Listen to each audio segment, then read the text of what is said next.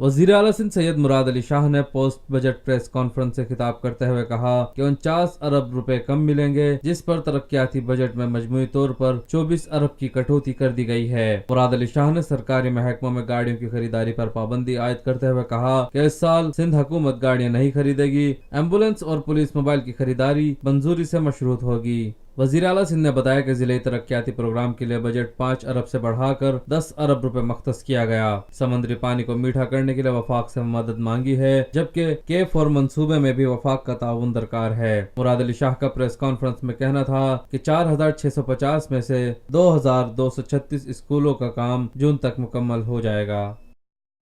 Tax ویکس بڑھا رہے تو یہ اصلیت تو پتہ چلے گی کہ حکومت کیا ہوتی ہے۔ گاڑیاں بیچنے سے اور پیسے بیچنے سے، ابھی مجھے ایک بڑا اچھا آیا تھا کہ پیسے بیچنے کے اوپر اب چلے لائٹر وین میں سب بات کریں، میں بتا دوں تو کسی نے انالیسس کیا ہے کہ پیسے بیچنے کی بجائے اگر ان کا دودھ بیچا جائے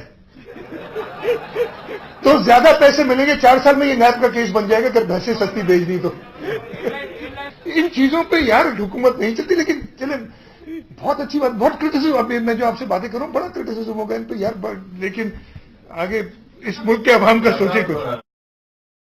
صدق اللہ العظیم۔